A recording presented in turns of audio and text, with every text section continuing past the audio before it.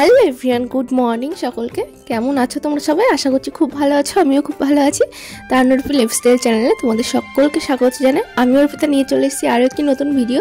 তো আজকের ভিডিওটা লাস্ট পর্যন্ত দেখো, আশা করি তোমাদের খুব ভালো লাগবে।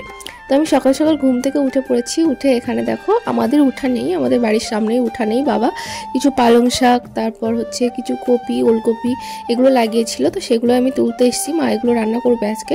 তো এই দেখো, এই যে পালং শাকের যে শীষ উঠেছে, অর্থাৎ পালং শাকের যে ডাঁটাগুলো আছে আর কি, তো সেগুলোই তুলছি। এখানে কিছু ওলকপিও আছে, দেখো ওলকপিগুলো এখনও খুব কচি আছে। তো এগুলো খাওয়া হয় আমাদের মাঝে মধ্যে। তো ওই জন্য জমিতে না লাগিয়ে বাড়ির উঠানে লাগানো হয়েছে। আর এরকম ডাঁটাগুলো আমি কেটে নিচ্ছি। শাকগুলোকে নিয়ে আমি ঘরে চলে এসেছি। এসে মা বললো একটু মোচা কাটতে। আর মোচার এই ফুলগুলো ছাড়াতে না অনেকটা সময় লাগে, অনেকটা টাইম লাগে। তো আমি কিছুটা ছাড়িয়ে নিয়েছি আগে, আর অল্প কিছু বাকি আছে। তো এখন এগুলোকে কেটে নেব, কারণ আজকে হচ্ছে আমাদের নিরামিষ রান্না হবে সম্পূর্ণটা। তো দেখো জলের মধ্যে একটু হলুদ দিয়ে দিলাম যাতে কালারটা কালো না হয়ে যায়, ওই জন্য। মোচাটাকে কুচিয়ে কেটে নেব। তো মোচা কাটতে কাটতে তোমাদের সঙ্গে একটা কথা শেয়ার করি। আমি বিগত 3 মাসের বেশি হয়ে গেছে আমি কোনো ভিডিও শেয়ার করি না। তো আমার বাড়িতে অনেক প্রবলেম ছিল। আর প্রবলেম বলতে কিছুদিন প্রবলেম ছিল, তারপর আর ইচ্ছা করেই ভিডিও পোস্ট করা হয়নি, আর ভালো লাগে না। তারপরে এখন মনে হলো না, তোমাদের সঙ্গে আবার সব কিছু শেয়ার করা যায়। তো ওই জন্য আমি আবার ভিডিও শেয়ার করলাম। তো দেখো এদিকে আমি সয়াবিন তরকারিটা বসিয়েও দিয়েছি, আর সয়াবিনটা হয়ে এসছে প্রায় রান্না।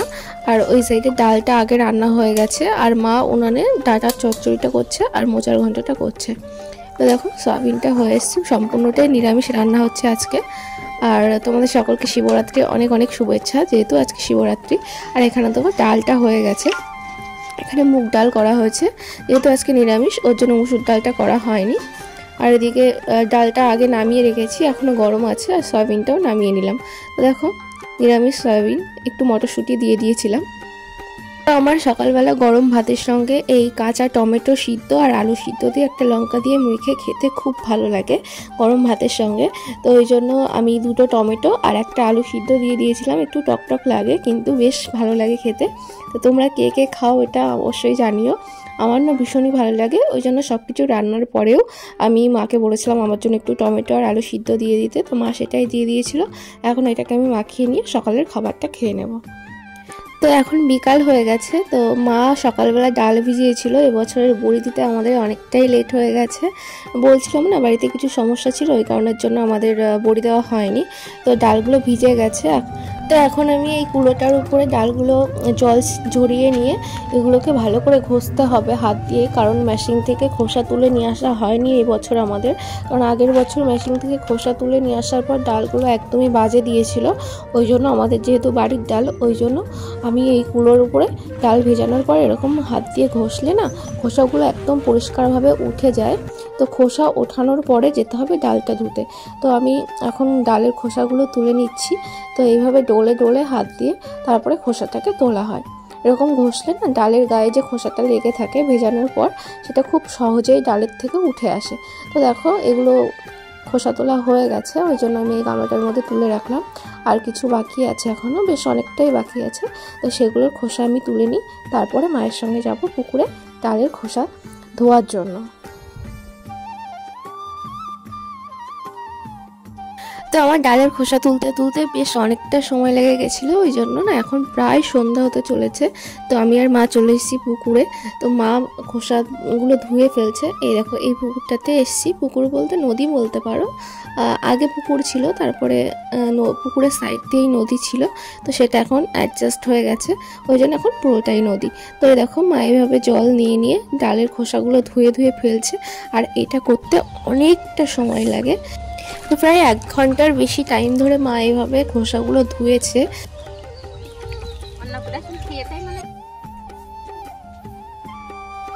যেহেতু শিবরাত্রি, তো আমার বাড়ি থেকে শিব মন্দির অনেকটাই দূরে, সেই কারণে আমার যাওয়া হয় না বা শিবরাত্রির উপোস থাকা হয় না। তো আমার বাড়িতে শিবলিঙ্গ আছে।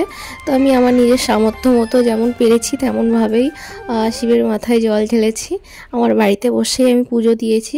তো যেমন পেরেছি আমি বাড়িতে বসেই পুজো দেওয়ার চেষ্টা করেছি।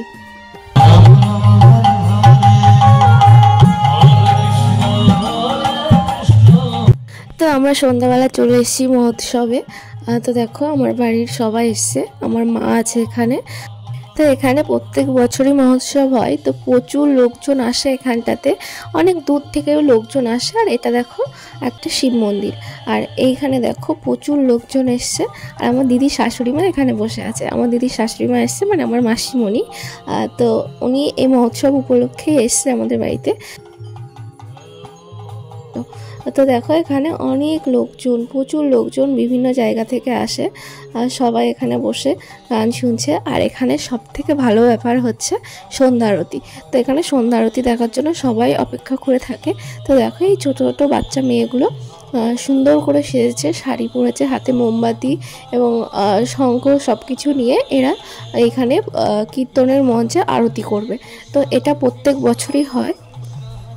তো এরা এবার এইভাবে সারিবদ্ধভাবে সবাই মঞ্চের চারিপাশ দিয়ে ঘুরবে, এরকম যেখানে কীর্তনটা হচ্ছে মাঝখানে একটা গোপাল রাখা আছে।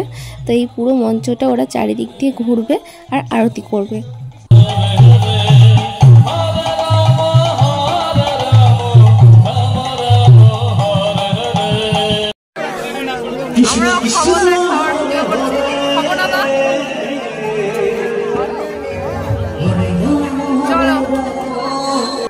তো এখন রাত অনেকটা হয়ে গেছে, আর এখানে দেখো এতগুলো উনুন তৈরি করে মহাপ্রভুর ভোগ রান্না হয়েছে বা এখনও হচ্ছে।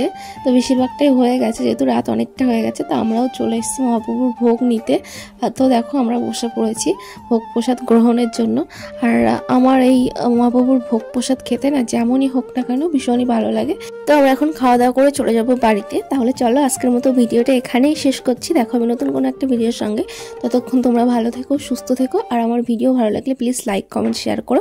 আর আমার চ্যানেলটা সাবস্ক্রাইব করে দিও। দেখা হচ্ছে নতুন আরেকটা ভিডিওর সঙ্গে। Good night.